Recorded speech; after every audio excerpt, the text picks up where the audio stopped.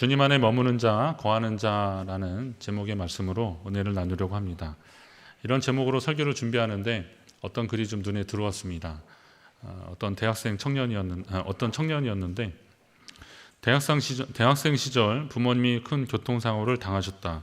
아버지는 한 달 정도 입원하셨고 어머니는 척추 2개가 끊어지고 갈비뼈 9개가 부러지는 중상을 입고 8개월간 병원에 입원해 계셨다.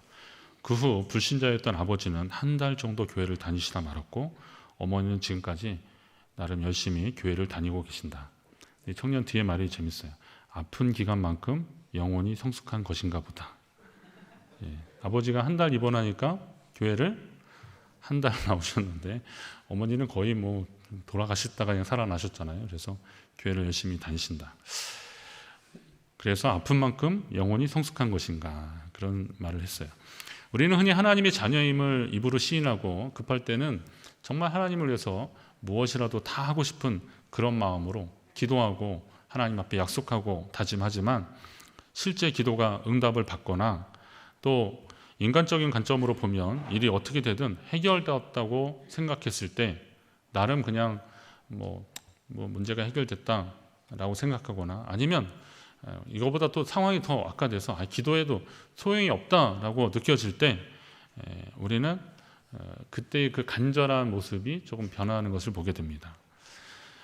사랑하는 성도 여러분, 우리가 열심히 신앙생활한다고 하면서도 왜 이런 일들이 그리고 이런 실패들이 반복되는 것입니까?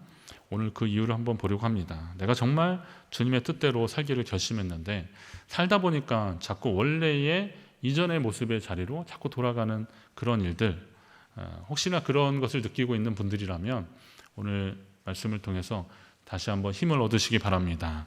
흔들리지 않는 믿음을 소유하고 부끄럽지 않는 주의 자녀로 살기를 다짐하는 귀하고 복된 시간 되시기를 간절히 바랍니다. 우선 두 종류의 신앙인이 있습니다. 지난번에 제가 예수 안에 거하는 자 그랬는데 이번에는 좀 머무는 자, 거하는 자 이렇게 좀 대조하면서 한번 보려고 합니다. 두 종류의 신앙이 있는데 잠시 머물다가 떠나는 사람들이 있고 예수 안에 진짜 계속 거하는 그런 사람들이 있습니다. 거한다는 말의 의미도 여러분 잘 아실 겁니다. 그거는 그냥 어느 정도 이제 우리가 지난번 설교로도 이해가 됐는데 주님 안에 있는 사람들인데 이 머물다라는 말, 거하는 거하고 머물고 하고 뭐가 차이가 있을까? 근데 분명히 말씀드리지만 머무는 거는 제가 긍정적인 의미로 말씀드리는 건 아니겠죠. 잠시라는 말을 좀 거기다 앞에 넣으시면 잠시 머무는 것이다. 그러면 이게 어떤 상태인지를 알 수 있습니다. 앞에 얘기한 청년의 아버지 경우처럼 머무는 신앙인의 예, 이건 이제 그 머무는 신앙입니다. 아버지는 필요에 의해서 어떤 동기가 있어서 교회에 나오기 시작했는데 주님과의 진정한 만남을 경험해 보지도 못한 채 겉돌다가 떠나버리는 그런 경우들이 있습니다. 교회에도 좀 책임은 있어요. 그분들이 예수를 온전히 만나지 못하도록 끌어주지 못하는 교회의 책임도 있습니다. 그러나 또 성향상 사람은 본능적으로 문제가 좀 이렇게 어느 정도 풀어지는 것 같고 또 자기가 원하는 것대로 좀 이루어지는 것 같으면 약간 느슨해지면서 다시 이전의 상태로 돌아가 버리고 마는 것입니다. 갈릴리 지역에서 예수님이 기적을 행하실 때 호기심에 나와서 예수님을 따라다녔던 많은 사람들이 있었습니다. 그러나 예수님이 잡히시고 고난당하실 때 예수님 옆에 사람들이 많이 남지 않았습니다. 예루살렘까지 따라온 사람들도 분명히 있긴 있었지만 그러나 예수님이 유대의 종교 지도자들에 의해서 고난 당하고 어려움 당할 때 예수라는 자와 함께 있으면 어려움 당할 것 같아서 슬슬 하나 둘씩 떠나기 시작했습니다. 그 사람들은 분명 예수님에게서 머무는 자, 잠시 머물다가 떠난 자들입니다. 예수님을 은 30에 팔아버린 가룟 유다 같은 사람도 대표적인 머물다 떠난 사람으로 볼 수 있을 것입니다. 씨 뿌리는 자의 비유를 통해서 본다면 어떤 사람이에요? 돌밭에 뿌려진 것 같은 그런 사람입니다. 당장에는 뿌리를 내리는 것 같고 너무 좋아 보이지만 시간이 지나서 정말로 성장하기 위해서 많은 양분을 빨아들여야 하는 순간에 어떻게 해요? 온전히 뿌리 내리지 못하니까 결국은 시들어 말라버리고 죽고 마는 것입니다. 어릴 적에는 조금 먹잖아요. 근데 조금 크면 좀 많이 먹어야 돼요. 몸을 유지하려면 많이 먹어야 됩니다. 저도 많이 먹는 것 같더라고요. 그렇다고 해서 제가 한 번에 많이 먹는 사람은 아니니까, 제가 몸이 이렇게 좋은 거는요, 먹는 거에 비해서 운동을 안 해서 그런데 진짜 많이 먹는 건 아니라고 좀 알아주세요. 그런데 이제 몸을 유지하기 위해서는 그만큼 양분을 흡수를 해야 되는데, 신앙생활도 마찬가지잖아요. 신앙의 초보 때는 그냥 그런 기간들이 있어요. 그러나 마귀도 이 사람이, 이 영혼이 주님께 더 가까이 갈수록 어떻게 하겠어요? 더 세게 막 도전을 주기도 하고, 또 주님 닮아가고 싶어가지고 더 애쓰려고 하다 보면 생활의 에너지나 또 여러 가지 문제들이 있어요. 소진해야 될 때가 있어요. 이럴 때 말씀의 양분을 잘 받아서 빨아들여서 믿음으로 좀 굳건히 서야 되는데, 이게 잘 안 되면 그게 힘들어지는 겁니다. 그러니까 주님과 함께하는 삶, 주님과 함께 거하는, 주님 안에 거하는 삶은 경험해 보지도 못하고 그냥 떨어져 나가는 겁니다. 참 안타깝습니다. 이런 얘기가 그건 뭐 누구 얘기다라고 생각하실 것이 아니라, 혹시 나한테도 그런 면이 있지 않는가 한번 좀 보셔야 됩니다. 머무는 신앙인들은 주님께 특별한 것을 기대하지 않습니다. 무늬만 크리스찬, 무늬만 그리스도인들은 주님께 뭐 대단한 걸 구하지도 않습니다. 그냥 살아가는 동안에 별일 없기를 바라는 그런 마음일 것입니다. 그러나 주님 안에 거하는 사람들은 다르죠. 주님 안에 거하는 사람들은 주님과 이미 한 몸을 이룬 사람들입니다. 본문에 해당되는 예수님의 말씀에서 많은 것을 깨달을 수 있는데, 여기 5절에 보니까 나는 포도나무여 너희는 가지라 그랬어요. 그가 내 안에, 내가 그 안에 거하면 사람이 열매를 많이 맺나니 나를 떠나서는 너희가 아무것도 할 수 없다, 이렇게 말씀하십니다. 우리가 주님 안에 거하는 자가 되어야 되는 이유가 바로 그것입니다. 우리는 주님을 떠나서는 아무것도 할 수 없다는 거예요. 한번 고백해 보실까요? 나는 주님을 떠나서는 아무것도 할 수 없다. 여러분, 이 고백이 저와 여러분의 고백이 되시길 바랍니다. 주님을 떠나서는, 이게 뭐 자존감이 낮거나 무능력해서 하는 얘기가 아니잖아요.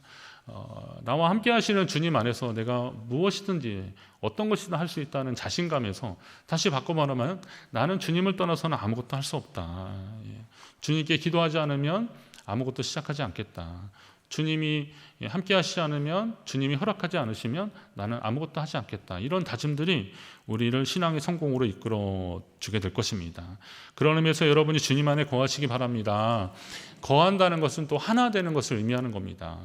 나무가 있는데, 이제 주님이 포도나무고 우리 보고 가지라 그랬는데, 이 나무가 있고 가지가 있는데 이게 분리된 개념이 아니잖아요. 가지는 결국 나무에 붙어 있는 겁니다. 그러면 이게 하나 된 개념으로 봐야 되는 것이죠. 포도송이가 딱 보면 그렇잖아요. 물론 특별한 경우도 있지만 대부분 보면 한 포도나무에 포도송이가 몇 개 달리는데 잘 연글고 실한 열매들이 달려 있으면 그 포도나무가 괜찮은 것이, 가지만 괜찮다고 그런 경우 없잖아요. 좋은 나무에 잘 붙어 있으면 좋은 열매를 맺는 겁니다. 사택에 그 감나무가 지금 아주 탐스럽게 추수감사 때 여기 한번 좀 갖다 놓으려고 지금 까치들을 제가 막 쫓고 있어요. 얘네들이 그 맛있는 걸 알아가지고 계속 와서 공격을 하는데, 제가 목양실 창문은 이제 까치들이 이렇게 보이거든요. 그래서 야 임마 저리가, 어쩔 때는 박수도 막 치고 막 그래요. 깜짝깜짝 놀라가는데 그 감을 좀 보존하기 위해서 그러는 거예요. 근데 싫어요. 거기 감잎이 이렇게 떨어져서 이렇게 썩고, 그리고 또 양분이 되면 또 다시 일어나고 그러는 겁니다. 그걸 보면 흐뭇한 거죠. 좋은 나무에 좋은 가지, 그리고 좋은 열매, 송이가 열리는 것은 당연한 것입니다. 우리 주님이 나쁜 나무입니까? 우리 주님은 생명나무인 줄 믿으시기 바랍니다. 자, 생명나무에 붙어있는 가지라면 당연히 좋은 열매 맺어야 되는 거죠. 대신에 떨어져 나가면 아무것도 할 수 없는 겁니다. 그 안에 거하시기를 주의 이름으로 축원합니다. 자, 그럼 주님 안에 거하는 방법, 어떻게 하면 더 효과적으로 주님 안에 거할 수 있을까? 그거를 좀 제가 연구를 해봤어요. 여러분도 연구하시지만 이제 저도 설교를 위해서 연구를 해봤는데, 자녀를 이제 군에 보내거나 시집 장가 보내고 직장이나 이런 것 때문에 멀리 좀 자녀를 떠나 보낸 분들은 그걸 공감하는데, 같이 있을 때는 좀 피곤하잖아요. 같이 있을 때는 말도 안 듣고 막 방도 청소 안 하고 막 그러잖아요. 이번에 요즘 그런 어디 광고 하나 나오대요.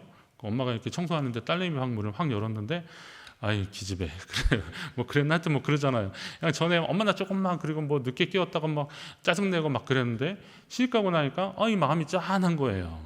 예. 이 말은 다시 말해서 우리는 보통 같이 있을 때도 좋지만 떨어져 있을 때 그를 생각하고 기억할 때 더 마음이 짠한 거예요. 예. 군대 간 아들도 뭐 늦게 일어나고 아니면 뭐 속색이고 막 그러면 얼마나 막 그래요. 근데 입대하는 거 딱 보고 돌아올 때 엄마들 다 훌쩍거리더라고요. 아빠들은 자꾸 먼 산만 보고 막 그러잖아요. 어때요? 집에 있을 때는 너는 밥값이나 하라고 막 그러는데 떨어지고 나니까 아쉬운 거잖아요. 그래서 언제 면회 한번 더 가고 싶고 막 그러잖아요. 예, 시집간 딸도 그래요. 그 딸이 아유 엄마 왜 그렇게 사냐고 막 뭐 지가 오히려 돈 받아야 되는데 막 그러다가도 그래 그 딸하고 엄마들하고 많이 싸우더라고요. 지난번에 제가 어디 가는데 딸하고 이렇게 손잡고 가더니만 뭐 얘기하다가 아이 몰라 그러면서 딸이 일로 가고 엄마 저리로 가고 그러더라고요. 뭔가 있어요. 뭐가 일어난 것 같아. 그러나 또 시집간 딸은 뭐 하다 보니까 엄마 생각나서 눈물 뚝 흘리고 하는 그런 광고도 한번 제가 본 것 같아요. 이런 겁니다. 떨어져 있을 때 오히려 또 우리는 서로를 기억하고 그렇게 되는 거죠.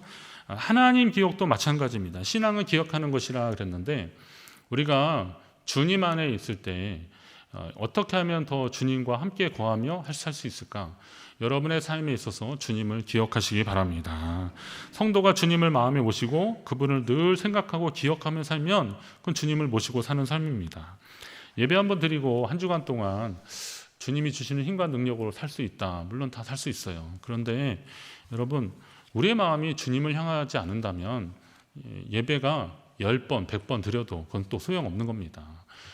예배 한 번 드리고 한 주간 동안 또 힘으로 사는 분들도 대단한 분들 같지만 또 예배를 여러 번 드려도 그 마음의 중심이 주님과 함께 하지 않으면 그건 소용없는 거잖아요. 그러면 결국은 중요한 것은 예배의 횟수가 아니라 주님을 향한 우리의 생각과 사랑하는 마음들, 주님을 기억하는 그런 마음들입니다. 그 마음이 우리 가운데 가득되면 그러면 시간만 되면 예배 드리고 싶고 또 때 되면 기도하고 싶고 그러는 거 아닙니까? 일부러 바빠도 일부러 시간을 내서 예배를 드리려고 주님 앞에 나오는 거 아닙니까? 어떤 분은 하루에 한 3번 기도한대요. 그래서 경건한 유대인처럼 이렇게 기도하는구나 그랬더니 식사기도 3번 한 거 가지고 아주 자신 있게 얘기하시더라고요. 제가 헐 했어요. 헐. 예, 진짜. 그거 가지고 물론 기도도 안 할 수도 있겠지만 그것도 귀하지만 하나님께 여러분 마음을 드릴 수 있는 진정한 기도의 시간들을 만들어 보십시오. 그런 것들이 자꾸 돼야 주님을 모시고 산다고 할 수 있는 거 아닙니까? 한 주간 동안 얼마나 주님을 기억하고 계십니까? 말씀을 묵상하십니까? 진지하게 기도하기를 얼마나 계속하고 계십니까? 하나님 아버지를 보여달라고 빌립이라고 하는 제자가 요청을 했어요. 그랬더니 예수님이 그러는 거예요. 야 빌립아, 내가 이렇게 오래 너와 함께 있었는데 내가 나를 알지 못하느냐? 나를 본 자는 아버지를 본 거다. 어찌하여 아버지를 보이라 하느냐? 얼마 전에도 이 말씀 인용을 했는데요. 그렇게 주님과 함께 계속 했는데도 빌립은 하나님과 함께하는 경험들을 잘 느끼지 못했다면 그러니까 이제 주님이 더 자세하게 가르쳐 주시려고 나를 본 자는 아버지를 보았다 이렇게 또 다시 한번 말씀해 주고 계시는데 그러면 하나님이 여러분에게 허락하신 하나님을 만날 만한 시간들을 소중히 여기시기 바랍니다. 예배를 소중히 여기십시오. 예배를 좀 생명처럼 여기십시오. 예배를 삶의 우선순위에서 가장 좀 앞자리를 좀 올려놓으십시오. 기도하는 거는 또 그렇게 힘든 일이 아니잖아요. 우리가 뭐 누구 만나면 의례적으로 인사하고 안부도 묻고 뭐 이러잖아요. 모르는 사람도 그냥 엘리베이터에서 만나면 안녕하세요 뭐 이렇게 인사도 하고 그러잖아요. 그리고 또 어떤 모임에 가면 좀 어색해도 옆자리에 앉으면 그냥 어디 사는 누구입니다 이렇게 인사말이라도 건네잖아요. 잘 모르는 사람하고도 그렇게 통성명하고 말도 하고 그러는데 아니 하나님과의 관계 속에서 진지한 기도의 시간들이 하루에도 그런 시간들이 몇 번 없다면 이건 아주 심각한 겁니다. 내 얘기는 아니고 이건 누구 얘기라고 생각하지 마시고 한번 양심에 손을 얹고 잘 생각해 보십시오. 나는 하나님과의 진지한 기도의 시간, 대화의 시간들이 있는가? 우리는 그냥 하나님 안에 있는 것을 너무 당연하게 여기는데 하나님을 기억하고 하나님을 모시는 그런 적극적인 신앙인이 여러분이 되시기를 주의 이름으로 축원합니다. 이 시간을 소중히 여기십시오. 이렇게 모여서 예배할 때조차 주님의 임재를 경험하지 못하고 돌아간다면 우리는 얼마나 허무하게 주님을 믿는 것입니까? 그리고 또 주님의 말씀을 묵상하는 것, 주님을 생각하면서 살아가는 것은 우리의 영혼이 살아나는 일들이에요. 죽어가는 그 식물에 이렇게 물 한번 주면 이렇게 싹 살아나듯이 하나님의 말씀이 우리의 영혼을 소생시키신다고요. 말씀을 들을 때 우리가 힘이 난다고요. 그런 경험들 많이 하셨잖아요. 계속되기를 주의 이름으로 축원합니다. 독일의 보네포 목사님이 그런 얘기 하셨어요. 우리는 하나님 없이 하나님 앞에서 또 하나님과 함께 살아간다. 이 말 되게 멋있어요. 하나님 없이 하나님 앞에서 또 하나님과 함께 살아간다. 누구예요? 저와 여러분이에요.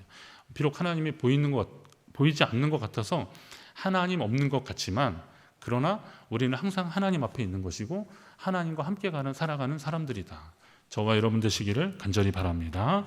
여러분의 치열한 삶의 현장에서 주님이 계신지 좀 의심이 될 정도의 그 치열한 현장이 결국은 우리 삶에 하나님이 필요한 순간이 되는 거고, 또 그러한 순간에 우리가 하나님을 기억한다는 것은, 하나님의 말씀을 묵상한다는 것은 우리가 하나님의 은혜 안에 거하고 있다는 것을 증명하는 일들이라는 겁니다. 그런 성도가 하나님 안에서 복된 자들입니다. 주님을 기억함으로 주님 안에 거하는 여러분 되시기를 간절히 바랍니다. 그러면 이제 신앙의 입장에서도 머물 곳이 있고 거할 곳이 있다는 것을 알아야 되고, 그걸 좀 잘 구별해야 되는 겁니다. 밤새 시험 공부했는데 너무 피곤해가지고 정작 시험 시간에 깜빡해서 문제를 잘 못 푸는, 다 못 푸는 그런 친구들이 있어요. 어느 집은 뭐 집들이를 했는데 음식을 막 이것저것 다 만들었는데 밥솥에 스위치를 안 넣어가지고 예, 그래서 밥을 제때 못 먹었다는 그런 분들 얘기도 들었어요. 예.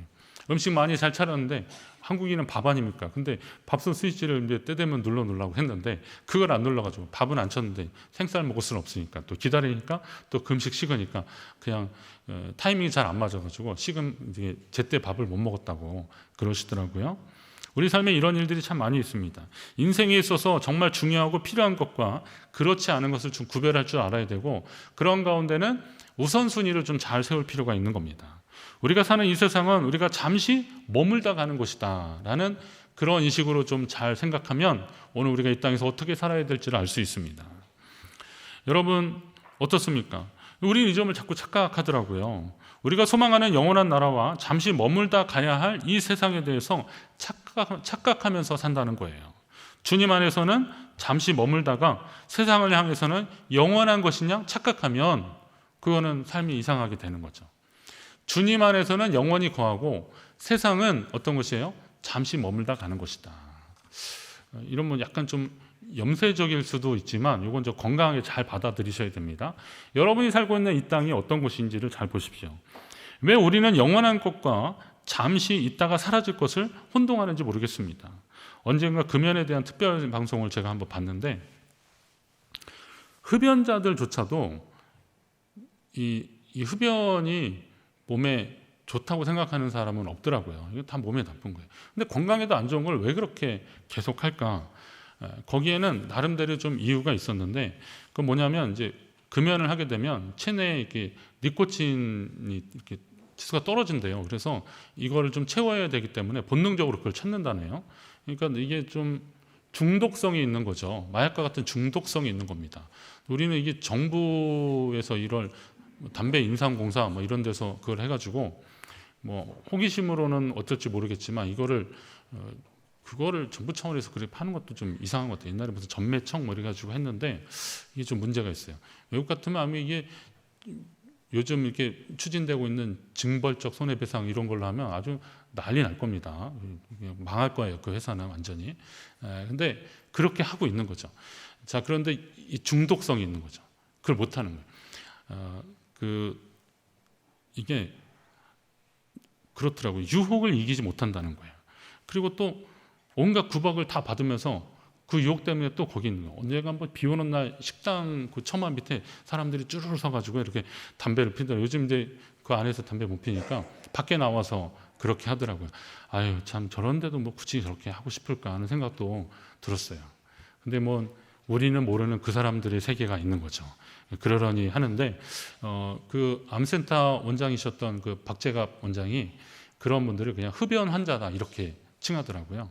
그러니까 흡연을 하는 무슨 다른 환자가 아니라 흡연 그 자체를 흡연 환자라고 이렇게 칭해야 된다는 거예요. 왜냐하면 이거 중독 현상이 있으면 그렇게 된다는 거죠. 그럼 이게 결단과 의지의 문제뿐만이 아니라 당연한 일인데도 이게 실천이 잘 안 돼요. 근데 이거를 이제 신앙생활에도 한번 좀 전맥을 시켜봤어요. 아니, 예수 잘 믿고 예수 안에 거하는 것이 좋은 것이라는 것을 모르는 사람이 세상에 어디 있습니까? 주님과 동행하는 거, 그거 좋은 것이라는 걸 모르는 사람이 세상에 어디 있어요? 그런데 왜 우리는 자꾸 여기서 혼돈이 일어나는 것입니까? 혼동하는 것입니까? 세상과 벗하면 습관적으로 가까워진 습성들이 믿음의 원리를 거스르게 하는 거더라고요. 알고 보니까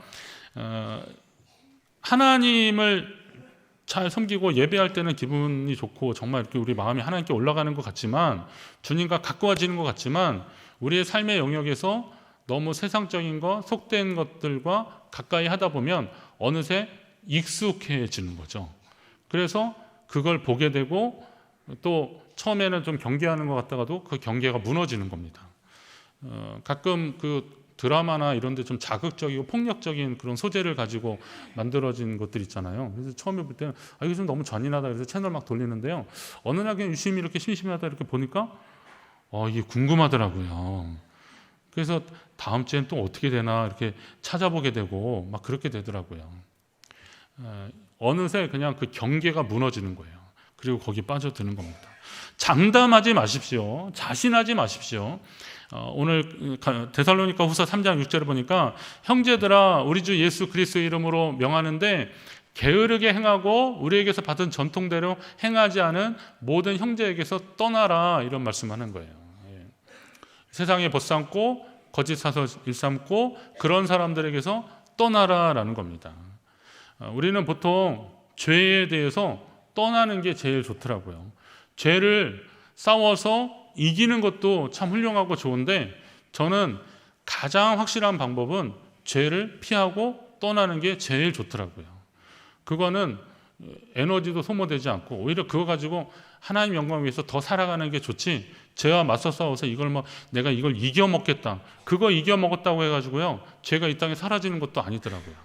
내 안에 그런 죄의 습성들이 들어오는 것을 물론 영적으로 싸워서 이겨내겠죠. 그러나 세상에 만약에 안 좋은 문화나 잘못된 것들에 대해서 너무 그것을 어떻게 해보려고 막 하면, 이제 당연히 우리가 그런 악과 맞서는 것은 당연한 일들인데, 그러나 그 속에서 내가 이걸 좀 변화를 줘야겠다 이렇게 생각하는 것보다 아예 그냥 피하는 게 제일 좋더라고요. 죄를 우리가 이기는 것이 참 좋죠. 그러나 여러분이 주님 아니면 우리가 그것을 이길 힘과 능력이 어디 있겠어요. 그런데 그거 맞서 싸우니라고, 그거 해결하니라고, 그렇다고 해서 그 문제가 세상에서 그 죄가 사라지는 것도 아니잖아요. 그렇다면 물론 피치 못한 상황에서 우리가 그렇게 해야 될 것들, 위급한 상황에서는 그렇게 해야겠지만, 근본적으로는 여러분의 힘과 열정을 하나님의 선한 것을 향해서 더 나가시기를 주의 이름으로 축원합니다. 어느 마을에 자꾸 쓰레기 버리고, 그래서 쓰레기 버리면 과태료, CCTV 보고 있음 막 그러니까 그래도 계속 버리는 거예요. 언제 버리는지 지나가다 확 던지고 막 버리는 거예요. 그런데 거기에다가 꽃을 심기 시작하니까 이 쓰레기를 안 버리더라는 겁니다. 그러잖아요. 우리 마음밭도 그런 겁니다. 세상에 이것을 막 전투적으로 이겨먹으려고 하고 또 막 그 가재미 눈으로 이렇게 막 보고, 그래서 이 문제가 해결되는 게 아니더라고요. 악을 이길 수 있는 방법이 뭐가 있을까 보니까 결국은 선으로 악을 이기는 건데, 선으로 악을 이겨먹는 것도 이기는 거지만, 선한 일을 통해서 하나님을 기억하고 하나님을 우리 안에 모시기 시작하면 악이 우리를 넘보지 않는 거잖아요. 세상에서 승리하는 방법이 바로 그런 것들이더라고요.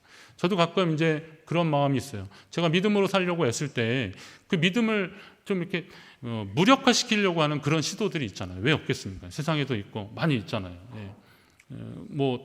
이렇게 가게집 가서 이렇게 하는데도 기분 나쁜 것처럼, 난 분명히 내가 돈을 주고 이걸 사려고 그러는데 살려면 사고 말려면 말아, 이럴 때 마음이 좀 망상해요.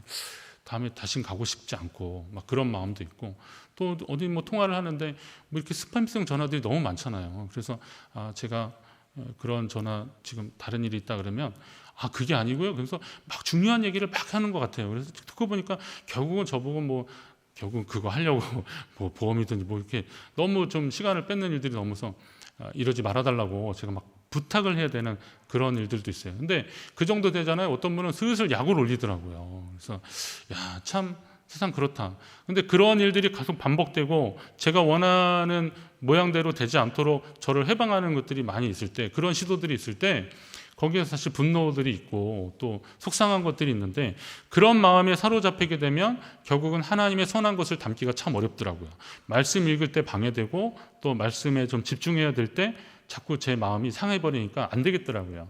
그래서 결국 선택을 하는 거죠. 어떻게 해요? 하나님의 선한 것들을 선택하는 겁니다. 이쪽에는 눈을 안 주는 거죠. 이쪽에 눈을 안 주면 되는 겁니다. 자, 이 화분이 있는데 이게 지금 이렇게 무성한데요.